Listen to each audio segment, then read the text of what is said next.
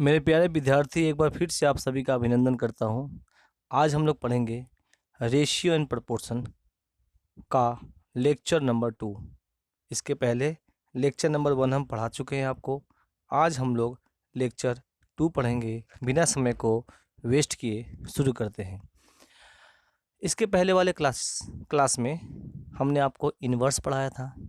आज हम लोग थोड़ा सा अपने सिलेबस को और आगे की ओर बढ़ाते हुए कंपाउंड रेशियो पढ़ेंगे। सर, क्या है कंपाउंड रेशियो, इसके बारे में चर्चा करते हैं। एग्जांपल के तौर पे मान लो एक रेशियो है AB, दूसरा है BC और तीसरा है CD। ये एक चैन रेशियो है।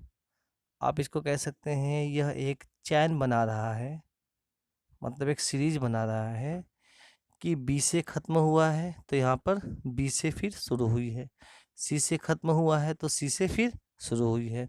तो सर ये जो B है ना, इसको कनेक्ट करके रख रहा है इस दोनों रेशियो को, और ये जो C है ना, इन दोनों रेशियो को कनेक्ट करके रख रहा है। तो अल्टीमेट कहीं ना कहीं A D को कनेक्ट करता है। और अगर हम इन तीनों रेशियो को फ्रैक्शन बना के, फ्रैक्शन का मतलब भाग, जैसे A अनुपात B, A is to B को हम लोग लिख सकते हैं A बटा में B, A divide by B, मतलब A को न्यूमरेटर, B को डिनोमिनेटर में रख सकते हैं। अगर इस रेशियो को फ्रैक्शन बना के आपस में मल्टीप्लाई कर दे तो, पर याद रखिएगा सर, जब भी हम मल्टीप्लाई करेंगे सीक्वेंस मेंटेन होना चाहिए। B से एंड हुआ तो B से शुरुआत, C से एंड हुआ तो C से शुरुआत, है ना। तो A और D का डायरेक्ट रेशियो निकल जाएगा और इसी को हम लोग कंपाउंड रेशियो कहते हैं। सिंपल सी बात है सर कि दो या दो से अधिक रेशियो को आपस में मल्टीप्लाई करते हैं तो जो बनता है उसे हम लोग कंपाउंड रेशियो कहते हैं। क्लियर है कि नहीं। तो यहाँ पर 3 रेशियो है, इसको आपस में मल्टीप्लाई कर देंगे तो हमारा जो वो मल्टीप्लिकेशन है उसके बाद जो वैल्यू आएगा उसे हम लोग कंपाउंड रेशियो कहेंगे।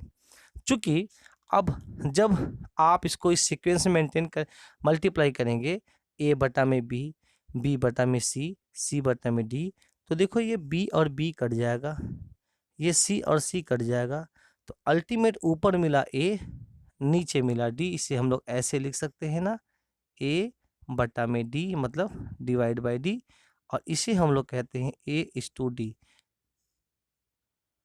तो जब भी आप इस प्रोसेस को अप्लाई करते हैं तो मुझे जो रेशियो मिलता है वो शुरू वाले का और यहाँ पे लास्ट वाले का रेशियो मिलता है।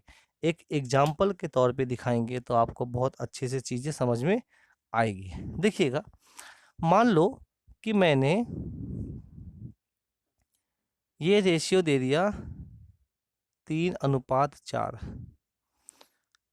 दूसरा BC का रेशियो दे दिया मान लो 4:5, और CD का रेशियो दे दिया 5:6 या 7, ऐसे लिख दो।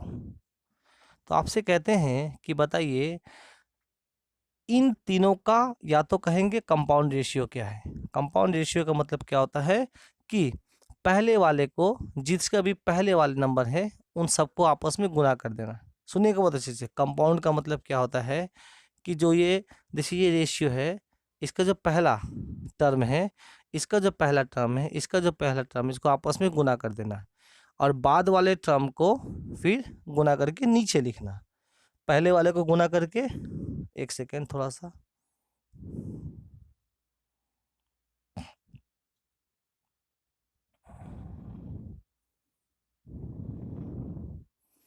है ना। तो ऐसे करने से क्या होगा कि हमारा रेशियो A और D का मिलेगा। जैसे यहाँ पे सर 3/4, ये होगा 4/5, और दूसरा होगा आपका 5/7। इससे 4 और 4 कट जाएगा, 5 और 5 कट जाएगा, तो रेशियो आपको मिला 3/7 का, जो आपका होगा AD का रेशियो। आशा है कि समझ में आ रहा होगा आपको। चलिए सर, तो एक क्वेश्चन हम आपको देते हैं।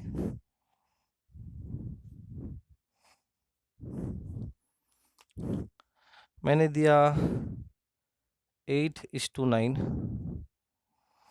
देन मैंने दिया 12:21, देन मैंने दिया 24:15, डिविजिबल है ना 15,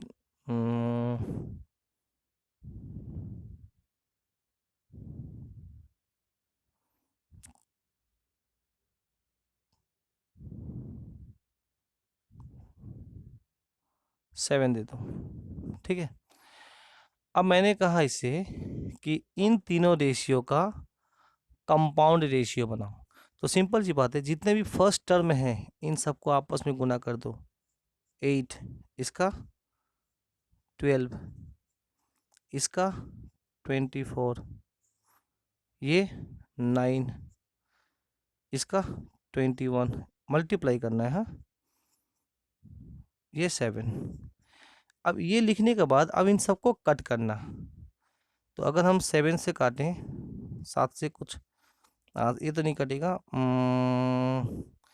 इसको काट दो, 3 3 9, 3 4 12, फिर ये 21 कटेगा, 3 7 21, 3 8 24, तो बच गया 8:4:2 8 × 4 × 8 बाई 3 × 7 × 7 मल्टीप्लाई करना, आप लोग बताना इसका आंसर क्या होगा। अब इसे या तो कहो कि ये कंपाउंड है, ये कंपाउंड रेशियो है। किसका कंपाउंड रेशियो है सर? तो इन तीनों का कंपाउंड रेशियो, या तो ये कहो, और या तो कहो कि अगर हम तीनों रेशियो को आपस में मल्टीप्लाई करते हैं तो जो मुझे मिलेगा वो फर्स्ट टर्म और लास्ट टर्म का मिलता है। इसका फर्स्ट ए है, इसका लास्ट डी है। शर्त है कि सीक्वेंस मेंटेन होगा, A B then B C होना चाहिए, सी बी नहीं होना चाहिए सर। बी से एंड है तो बी से शुरुआत होना चाहिए। तो हम लोग ऐसे लिखेंगे। आप ऐसे समझ भी सकते हैं सर कि जब ये बी नीचे जाएगा, ये बी ऊपर रहेगा तो बी भी कट जाएगा, सी नीचे जाएगा और ये सी ऊपर रहेगा तो नीचे ऊपर कट जाएगा, तो अल्टीमेट ए बचेगा और डी नीचे बचेगा। तो रेशियो जो होगा वो A/D आएगा, मतलब A अनुपात D, A/D। इसे हम लोग कहते हैं कंपाउंड रेशियो। आशा है कि समझ में आया होगा आपको। नेक्स्ट आते हैं सर, आप इसे लिख लीजिए, डुप्लीकेट एंड ट्रिप्लीकेट। देखिए मैंने वहां पर आपको लिख दिया है। डुप्लीकेट क्या होता है जरिएगा, डुप्लीकेट सर, डुप्लीकेट नहीं बोला मैंने, डुप्लीकेट। ड्यूप मतलब होता है डबल, डबल कर देना। सिंपल सी बात है सर कि अगर मान लो ए और बी एक रेशियो है ना, अगर हम इस ए बटा में बी करें और वापस से इसी रेशियो को आपस में फिर से गुना कर दें, तो ये जो बनेगा ये बनेगा A² बाई B², और इसी को हम लोग कह देते हैं डुप्लीकेट, रेशियो का डुप्लीकेट। ठीक है, जैसे एग्जांपल के तौर पे देंगे आपसे, अगर हम देते हैं कि ये 4:4:5 है, इसका डुप्लीकेट बताओ, तो आप बोलेंगे 4/5 का होल स्क्वायर, मतलब 4 का स्क्वायर और 5 का स्क्वायर, तो ये 16 और 25। ये जो आपने निकाला ये आपका इस रेशियो का, मतलब ये जो रेशियो है 4:5 का डुप्लीकेट है ना। सर आपने डुप्लीकेट तो बता दिया, डुप्लीकेट का काम तमाम हो गया। तो सर सब डुप्लीकेट क्या है? अब मान लो ये जो आपका रेशियो दिया हुआ है 16 और 25, बहुत अच्छे से देखिएगा सर। अब 16:25 है, अब इसका सब डुप्लीकेट निकालना पड़ेगा, मतलब इसका उल्टा करना है। मतलब पहले रेशियो का स्क्वायर किए तो ये आया, अब स्क्वायर का स्क्वायर रूट करेंगे तो वापस ये मिल जाएगा। फिर से सर, ये स्क्वायर परफेक्ट स्क्वायर है, इसका स्क्वायर रूट करेंगे तो जो वैल्यू आएगा वो आपका सब डुप्लीकेट कहलाएगा। जैसे ये 16:15 मान लो कि एक रेशियो है, अब इसका अगर हम सब डुप्लीकेट निकालेंगे तो सब डुप्लीकेट का मतलब क्या होता है कि इसके ऊपर रूट चढ़ा दिया जाएगा। इसी को कहते हैं सब डुप्लीकेट, बस और कुछ नहीं। अगर ये परफेक्ट स्क्वायर है, फिर से सर, अगर ये परफेक्ट स्क्वायर है तो रूट से बाहर आ जाएगा। 16 परफेक्ट स्क्वायर है किसका सर? 4 का, ये 5 का। तो सर 16 और 25 का सब डुप्लीकेट 4:5 है। अब मान लो मैंने आपको ऐसा दे दिया 21 एंड 32, इसका बताना है सब डुप्लीकेट। तो आप सर जानते हैं इसका सब डुप्लीकेट कैसे निकालते हैं? इसका स्क्वायर रूट कर देंगे। 21 किसी का भी परफेक्ट स्क्वायर नहीं है, तो रूट में 21 ही रहेगा। पर 32 जो होता है ना सर, ये तो परफेक्ट स्क्वायर नहीं है, बट 32 में छुपा हुआ है 16 इंटू 2। 16 परफेक्ट स्क्वायर है तो 4 बाहर निकल जाएगा, पर 2 परफेक्ट स्क्वायर नहीं तो रूट में रह जाएगा, तो ये हो जाएगा 4√2। तो सर सब डुप्लीकेट निकालने का तरीका ये है कि जो भी नंबर आपको दिया रहे उसका स्क्वायर रूट कर देना है।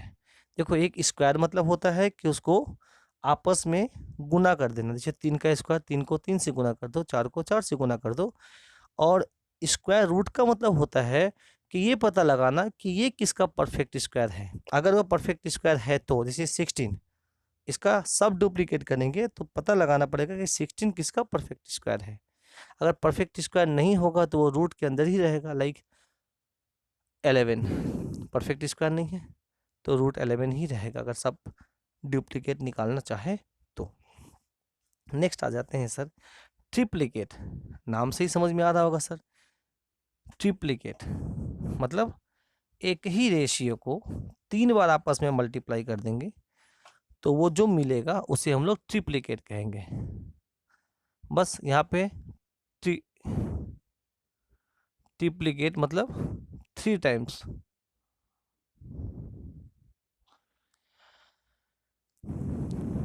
यहाँ लिख देते हैं सर, अगर हम इसको 3 बार मल्टीप्लाई कर दें तो ये क्यूब, ये क्यूब। चलो 4 का क्यूब ट्रिप्लीकेट निकालना है तो 4 का क्यूब, 5 का क्यूब, 4 का क्यूब आपका होगा 64, 5 का 125, है ना। ये ट्रिप्लीकेट है। क्लियर है? आइए सर एक और आप ट्रिप्लीकेट करके दिखाओ सर। अगर हम आपको दें 2:3 का ट्रिप्लीकेट क्या होगा, तो आप बोलेंगे 2 का क्यूब 8 एंड 3 का क्यूब 27। ये आपका ट्रिप्लीकेट हो गया। सर सब ट्रिप्लीकेट क्या होता है? सब ट्रिप्लीकेट क्या होता है? जैसे 64 एंड 125 का आपको निकालना है सब ट्रिप्लीकेट। सब ट्रिप्लीकेट का मतलब होता है कि जो भी आपका रेशियो दिया है उसमें क्यूब रूट चढ़ा देना। क्यूब रूट का मतलब क्या हो गया? पता लगाना है कि ये किसका परफेक्ट क्यूब है। अगर है तो ये सिंबल है क्यूब रूट देने का, है ना। जब भी क्यूब रूट, फोर्थ रूट, अगर स्क्वायर रूट से ज़्यादा कोई रूट होता है, अब बहुत स्टूडेंट को रूट के बारे में भी जानकारी नहीं होगा, तो इतना समझ लो कि आपको ये पता लगाना है कि किसका परफेक्ट क्यूब है। तो सर ये परफेक्ट क्यूब होता है 64 का, ये कैसे पता चलेगा? सर आपको याद करना पड़ेगा। सर ये तो आसान था, 64 दिख रहा है। एग्जामिनर क्योंकि 4 का क्यूब है, एग्जामिनर 8 का क्यूब, 9 का क्यूब, 14 का क्यूब भी दे सकता है। तो 1 से लेकर 20 तक स्क्वायर क्यूब जरूर याद रखिए, और 1 से लेकर 50 तक स्क्वायर। ठीक है, इसका आंसर निकालो।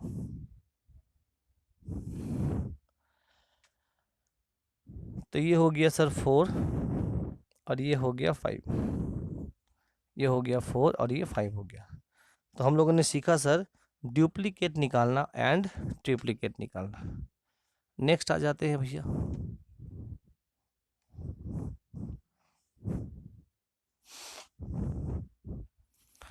अगर कोई संख्या ऐसे बराबर में हो, इस तरीके से, बहुत प्यार से देखिएगा सर। कोई संख्या, देखिए एक बार फिर से हम समझाते हैं। अभी जो हम आपको पढ़ा रहे हैं वो इंट्रोडक्शन है। एक सेकेंड थोड़ा सा।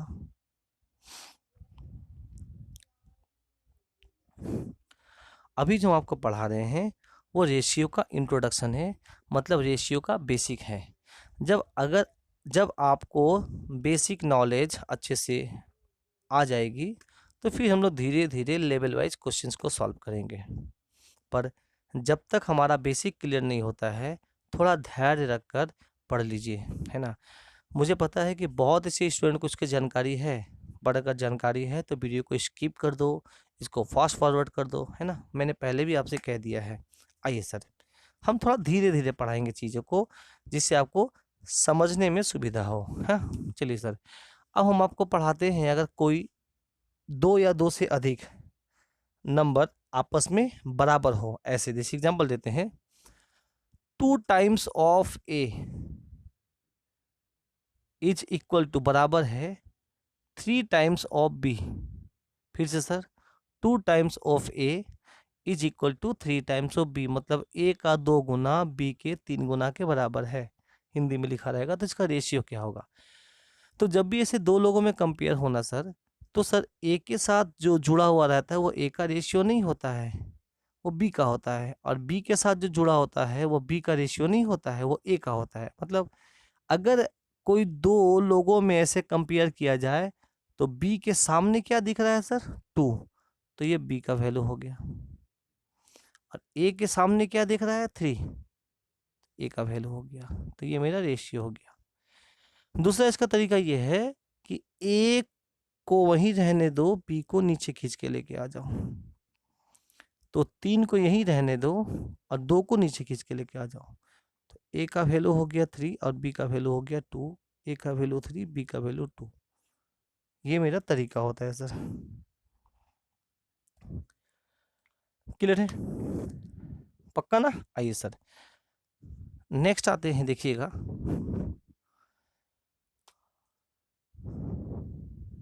बहुत लोग इसको ऐसे भी करते हैं कि मान लिए कि ये है के, तो ए का वैल्यू कितना हो गया सर, 2 को नीचे ले जाओ तो k/2।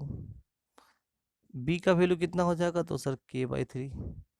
तो ए और बी का रेशियो कितना हो जाएगा, तो आप बोलेंगे k/2 और k/3। के कट जाएगा तो ये 1/2 एंड 1/3, मल्टीप्लाई करेंगे तो ये 3 होगा और ये 2 होगा। तो ये जस्ट हम समझाने के लिए आपको बता दे रहे हैं, दिखा दे रहे हैं।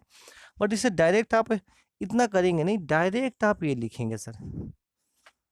क्लियर है ना। कभी देखो, ये सब छोटी छोटी टर्म जो है ना, ये सिर्फ रेशियो में काम नहीं आएगा। आने वाले जब भी मैथमेटिक्स पढ़ेंगे ना, ये सब चीज़ें आपको काम आएगी, बेसिक चीज़ें। हाँ, हालांकि आसान है, 90% स्टूडेंट जानते हैं इसे। नेक्स्ट आ जाते हैं सर, हम ये मान के चलते हैं कि आप लोग नहीं जानते हैं या थोड़ा कम जानते हैं, पर ऐसी बात नहीं है, आप लोग बहुत कुछ जानते हैं। अब सर 3 दे देते हैं ऐसा। अच्छा, एक चीज़ और देते हैं, a/2 बराबर b/3। अगर ऐसा दे दिया है तो रेशियो क्या होगा सर। इस केस में ए का और बी का रेशियो क्या होगा। तो जब इन्वर्स में कोई होता है ना, तो जो नीचे दिख रहा है वही ए का मान है, जो ऊपर दिख रहा है वही, जो बी के नीचे दिख रहा है वो बी का मान है इस केस में।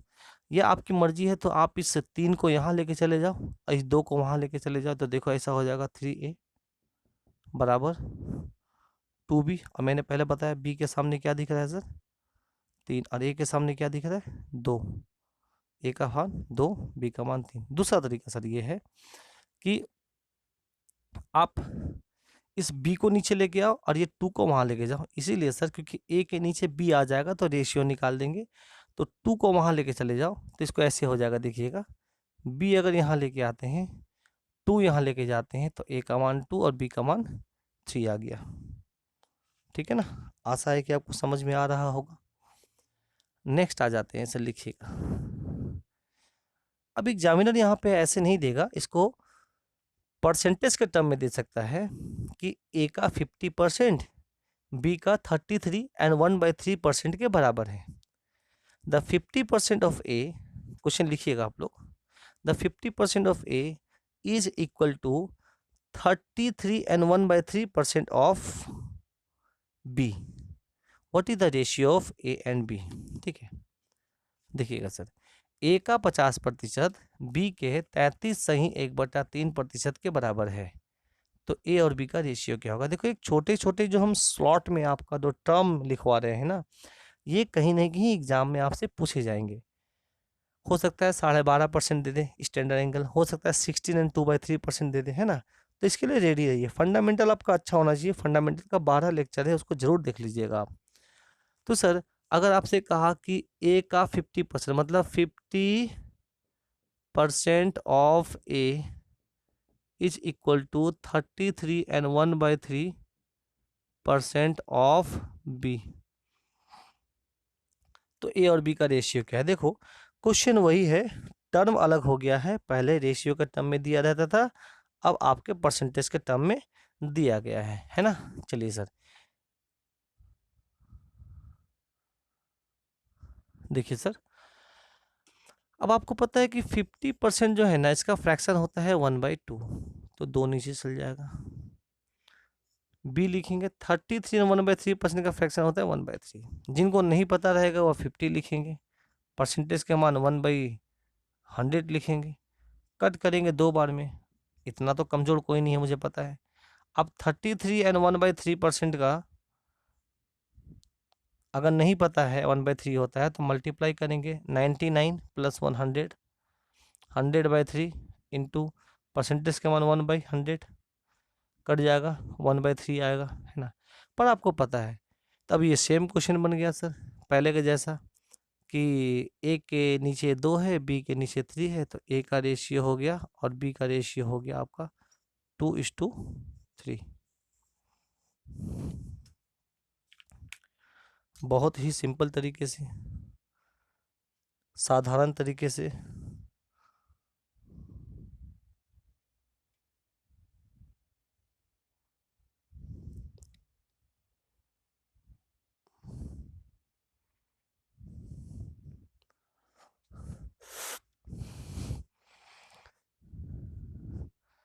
दूसरा क्वेश्चन ऐसा आ गया,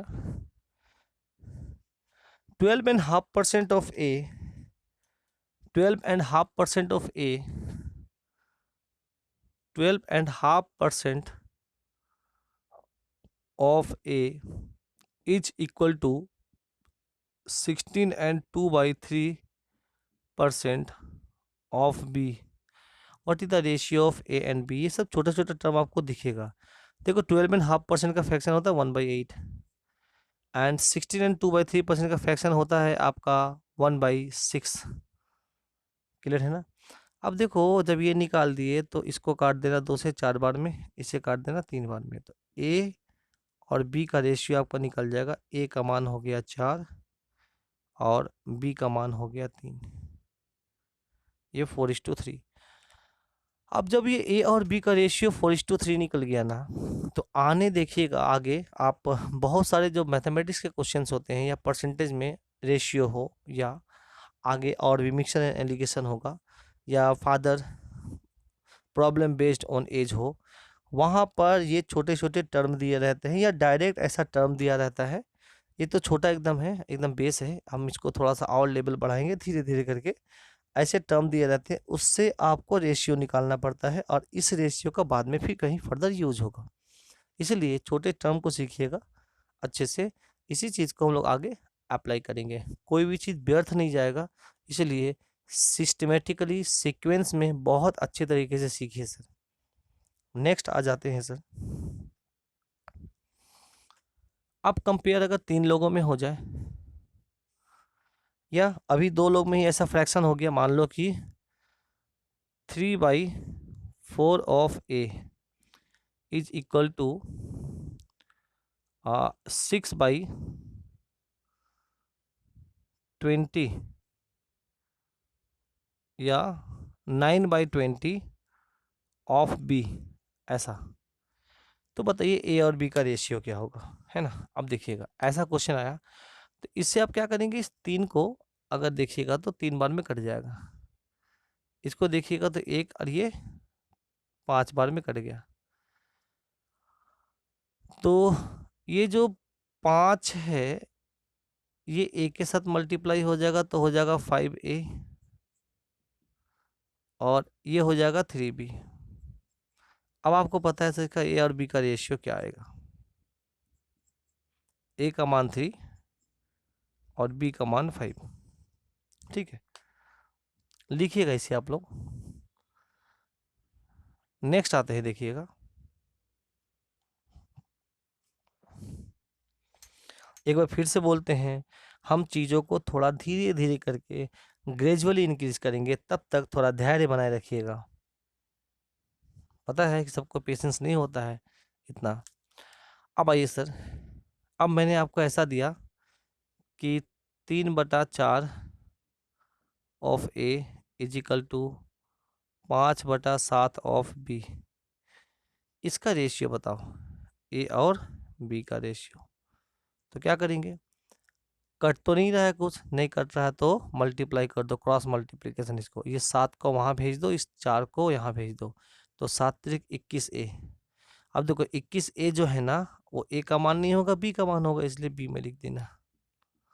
डायरेक्ट बता रहे, देखो सर 5 चौका 20, ये जो 4 है वहाँ भेज दो 20, ये जो 20 है ना ये a का मान होगा। नहीं समझ में आ रहा तो ऐसे देखो सर, 7 त्रिक 21 21a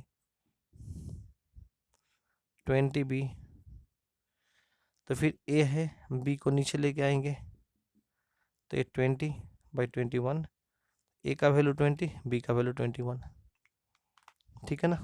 चलिए सर नेक्स्ट आ जाते हैं। अब कंपेयर 3 लोगों में होगा। अब कंपेयर 3 में हुआ, जैसे a बाई b, अच्छा ऐसे लिखो 2 times of a is equal to 3 times of b is equal to 4 times of c। Find the ratio of A B C. ठीक है ना। आइए सर, हम पहले इसको सीक्वेंस में बताएंगे, सिस्टमेटिकली बताते हैं, फिर धीरे धीरे करके इसको हम लोग इम्प्रूव करेंगे। ऐसा है, इसको ट्रिक से भी करते हैं। ठीक है ना, ट्रिक आता है बेसिक से ही, तो पहले बेसिक सीख लीजिएगा तो ट्रिक ऑटोमेटिक हो जाएगा। हम मान लेते हैं कि ये है के बराबर, मतलब ये और ये तीनों किसके बराबर है, के का। तो ए का मान निकालेंगे तो हो जाएगा k/2, 2 को नीचे कर देंगे ना तो यहाँ k/2। बी का मान निकालेंगे, बी का मान क्योंकि 3b इज इक्वल टू के है, तो अगर हम सिर्फ बी निकालेंगे तो 3 को नीचे कर देंगे k/3। सी का मान कितना होगा सर, k/4। अब हम रेशियो निकालना चाहें ए का, बी का और सी का, तो ए का मान हो गया k/2, बी का मान हो गया k/3 और सी का मान हो गया k/4। इसमें के कट गया तो अल्टीमेट 1/2, 1/3 और 1/4 इन्वर्स हो गया। देखो इस तरीके से इन्वर्स जैसा दिख रहा है, यही रेशियो हो गया ए बी सी का। तो सर जब भी इस तरीके से 3 इक्वेशन दिया हो और वो बराबर हो, तो इस केस में जो मल्टीप्लिकेशन है उसको उल्टा कर देते हैं। जैसे यहाँ 2 है तो 1/2 कर दो। देखो यहाँ पे कुछ नहीं है मतलब क्या है, 1 है, यहाँ पे कुछ नहीं है मतलब 1 है, यहाँ पे कुछ नहीं, तो इस कंडीशन में उसको पलट देते हैं, पलट के लिखते हैं। तो पलट के लिखेंगे तो सर 1/2, 1/3 एंड 1/4 है ना। तो ये ABC का रेशियो आ गया। अब क्वेश्चन ये होता है सर कि मुझे क्या करना है कि इसको लीनियर फॉर्म में कन्वर्ट करना है, मतलब इंटीजर के फॉर्म में आए, है ना, नंबर आए, फ्रैक्शन ना आए। तो हम लोग इन तीनों का एलसीएम निकाल के मल्टीप्लाई कर देते हैं, मैंने बताया भी है आपको। मल्टीप्लाई करेंगे तो ये 12/2 6 आएगा, 6, 12/3 आपका 4 आएगा, और 12/4 आपका आंसर 3 आएगा। तो ये आपका अल्टीमेट ABC का रेशियो आ गया। तो सर अब आपको इतना याद नहीं करना है, जब भी ऐसा रेशियो दिया रहे इसमें तो आप उसको इन्वर्स कर देना। इन्वर्स का मतलब पलट देना, ठीक है ना, सिंपल सी बात है। लिख लीजिएगा, इसी को हम लोग ट्रिक कह देते हैं, है ना। ये जो मैंने अभी आपको बताया ना, इसी को हम लोग ट्रिक नाम दे देते हैं। चलिए नेक्स्ट आते हैं।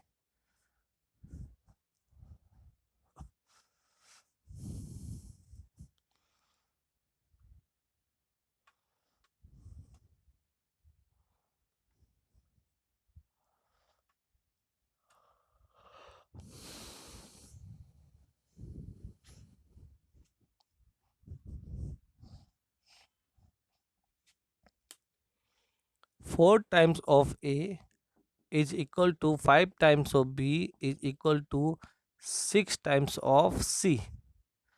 What is the ratio of ABC? तो सर सिंपल सी बात है, A, B एंड C का रेशियो 1/4, 1/5 एंड 1/6 होगा। अभी मैंने आपको बताया था कैसे क्यों होगा। अब इन तीनों का एलसीएम ले लो सर। इन तीनों का एलसीएम आपका होगा 60। 60 से सब में मल्टीप्लाई कर दो तो 60/4, 60/2 15, 15, 60/5 12, 12, 60/6 10। ये मेरा रेशियो हो गया सर इन तीनों का। मतलब इक्वेशन दिया हो 3 4A 5B और 6C, तो उससे रेशियो कैसे निकालते हैं वो मैंने आपको सिखा दिया। अब इस रेशियो का काम आगे आएगा, ठीक है ना। मान लो बोल दिया कि A के पास 15,000 है, तो 15 यूनिट का मान 15,000, तो 1 यूनिट का मान 1,000, तो 12 यूनिट का मान 12,000, 10 यूनिट का मान 10,000, है ना। तो ऐसा कुछ कंडीशन एग्जामिनर दे देगा क्वेश्चन के तौर पे कि अगर हम लिखाना चाहते हैं इसको लिख दीजिएगा, ऐसे होगा 4 times of A is equal to 5 times of B is equal to 6 times of C। If A has 15,000 rupees, what is the amount of B and C separately? तो सबसे पहले इसे इक्वेशन निकालेंगे। इक्वेशन आ गया 15:12:10। देन ए का value दिया है 15,000, तो बोलेंगे 15 unit is equal to 15,000। Then 1 unit is equal to 1,000, 12 unit is equal to 12,000 and 10 unit is equal to 10,000। और ये आपका आंसर होगा, ठीक है ना। तो आशा है कि ये चीज़ें आपको समझ में आ रही होगी। एकदम बेसिक से आपका हमारा मकसद है कि सबसे पहले आपका फंडामेंटल को बहुत स्ट्रॉन्ग कर दे, क्योंकि आपका फंडामेंटल अगर स्ट्रॉन्ग होगा तो मुझे पढ़ाना बहुत अच्छा लगेगा, मतलब दिक्कत नहीं होगा आपको, ठीक है ना। बहुत स्टूडेंट क्लास एब्सेंट भी करते हैं, तो ये जो लेक्चर है ना कहीं बैलेंस क्रिएट करेगा, है ना। आ जाओ सर, एटलीस्ट आपका बेस अच्छा होना चाहिए। अब यहाँ से अचानक से लिख दिए हम डायरेक्ट, अब आप बोले सर ये कैसे लिखें, है ना।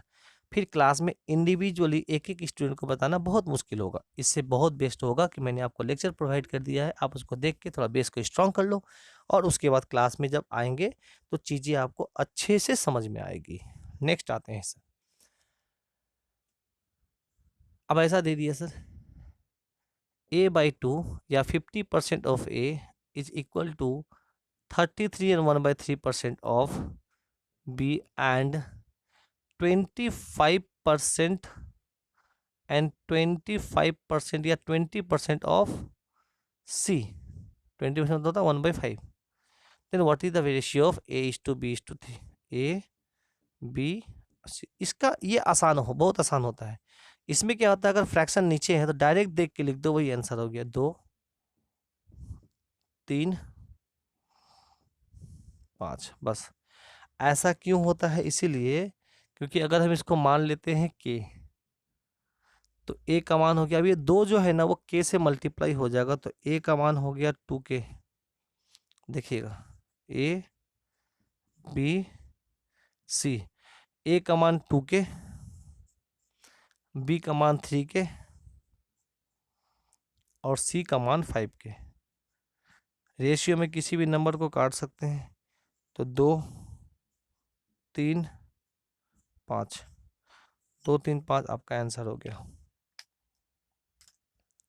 आ रहा है समझ में?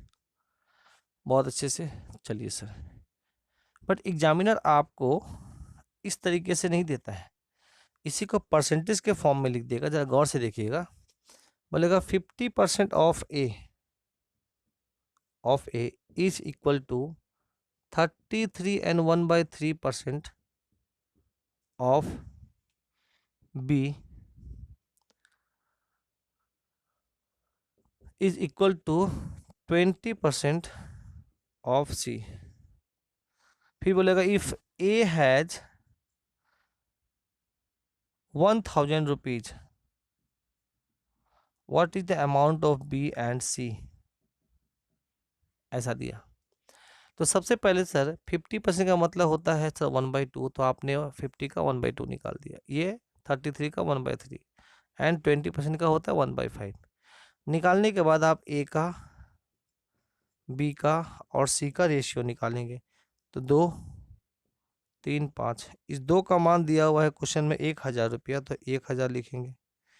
1 का मान 500 रुपया, तो 3 का मान हो गया 1500 रुपया, 5 का मान हो गया 2500 रुपया, और ये मेरा हो गया आंसर। आशा है समझ में आ रहा होगा। तो ऐसे करके क्वेश्चन एग्जामिनर देते हैं। तो आपको सेंटेंस में ऐसे लिखा रहेगा 50% of A is equal to 33 and 1/3% of B is equal to 20% of C. If A has 1000 rupees, what is the amount of B and C? What is the amount of B and C? ऐसे आपको प्रश्न पूछते हैं examiner. Solution आपको मैंने कर दिया। मेरा थोड़ा पढ़ाने का स्टाइल उल्टा होता है, पहले समझा के क्वेश्चन समझा के पहले सॉल्यूशन कर देते हैं, आंसर ला देते हैं, फिर हम क्वेश्चन लिखाते हैं। इससे क्या होता है कि चीज़ें आपको समझ में आती है कि आप लिख क्या रहे हैं। फिर धीरे धीरे जब थोड़ा बेस स्ट्रांग हो जाएगा, देन सामने क्वेश्चन रहेगा, यहाँ सॉल्यूशंस होगा, है ना। बेस को पहले अच्छा कर लीजिए आप। अब आ गया सर ऐसे, अगर मान लो आ गया 3/4 of A is equal to 6 by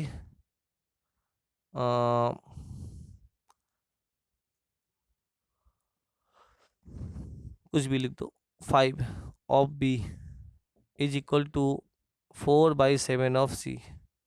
what is the ratio of A B C, A B and C. मैंने कहा था ना सबको पलट के लिख देना है, पलट के मतलब उलट दो, तो ये हो जाएगा 4/3। इसको पलट दो, ये हो जाएगा 5/6। इसको पलट दो तो ये हो जाएगा 7/4। यही हो गया रेशियो सर। अब आपके मन में ऐसा आएगा सर ये तो रेशियो हो गया, हम चाहते कि नीचे कोई भी नंबर ना हो, तो इन तीनों के एलसीएम निकाल दो, 12 होगा, है ना। 12 से मल्टीप्लाई करें तो देखिएगा बहुत गौर से, तो 12 से मल्टीप्लाई करेंगे 4/3 में, फिर सर 5/6 में 12 से मल्टीप्लाई करेंगे तो 12 इंटू 5/6, फिर 7/4 12 से मल्टीप्लाई करेंगे 7/4 में, है ना। कट करेंगे 4 बार में, 4 चौके 16, कट करेंगे 2 बार में, 5 दूना 10, कट करेंगे 3 बार में, 7 त्रिक 21। ये रेशियो आपका बन गया सर, ठीक है ना। तो आशा है कि ये छोटी छोटी लेक्चर्स आपको समझ में आ रही होगी। नेक्स्ट आ जाते हैं सर,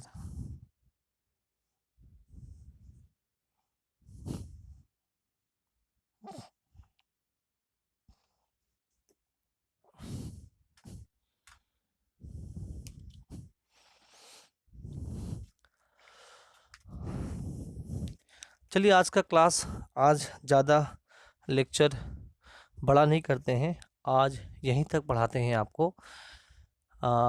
40 मिनट का लेक्चर आज का होगा अप्रॉक्सीमेट, ठीक है ना। एक बार हम आपको थोड़ा सा मैसेज देना चाहते हैं कि देखिए ये इंट्रोडक्शन, इसका नाम इसीलिए हम रखे हैं इंट्रोडक्शन ऑफ रेशियो, है ना। ये मैंने इंट्रोडक्शन इसका नाम इसलिए रखा है। मैथमेटिक्स कभी भी टफ नहीं होते हैं, हार्ड नहीं होते हैं, बिल्कुल सिंपल होता है, और आप बहुत अच्छे तरीके से कर पाएंगे, ये मेरा विश्वास है। हम आपसे सिर्फ ये अनुरोध करेंगे, कोई भी चीज़ पढ़े ना सिस्टमेटिकली पढ़े, धीरे धीरे पढ़े। आज का लेक्चर में मैंने बहुत खास कुछ नहीं बताया है, मुझे पता है, बट यही छोटे छोटे टर्म को जोड़ के ना बड़े क्वेश्चन बनते हैं। तो फंडामेंटल को एक बार अच्छे से सीख जाते हैं, कोई भी चैप्टर्स, हम सिर्फ रेशियो नहीं बोलते हैं, अब कोई भी चैप्टर्स में अगर आप फंडामेंटल उसका बेस को अच्छे से समझ जाते हैं तो आपको उस चैप्टर को समझना बहुत ही आसान हो जाता है। लेक्चर बनाने का हमारा मकसद ये है कि ये लेक्चर परमानेंट रह जाएगा। कभी भी किसी स्टूडेंट को बेसिक में कभी दिक्कत होगी ना, तो छोटे 5 क्लास के भी जो बच्चे होंगे ना, उनको भी चीज़ समझ में आएगी। अब इसके बाद भी अगर उसको नहीं समझ में आ रहा है, तो मैं कुछ नहीं कर सकता हूँ। हम इतने तक चल सकते हैं। देखो, इतना बेसिक से पढ़ाना बहुत बोरिंग लगता है ये चीज़ें, है ना? मैं लेवल को और इस इम्प्रूव करूँगा, आगे लेके जाऊँगा, पर पढ़ाना तो मुझे सभी स्टूडेंट को है, इसलिए सबको ध्यान रखते हुए हम लेक्चर जो बना रहे हैं, एकदम बेस से बताएँगे, बिल्कुल आसान भाषा में, पर कॉन्सेप्ट हम आपको सिखा देंगे। आप इस कॉन्सेप्ट को बहुत अच्छे से सीख के रखिए, यही कॉन्सेप्ट आगे आपका काम आएगा। हम फिर से बोलते हैं सर, यही कॉन्सेप्ट आपको आगे काम आएगा। कोई एक सिंगल कॉन्सेप्ट भी हम आपका नहीं छोड़ेंगे। तो चलिए सर, अच्छे से पढ़िए।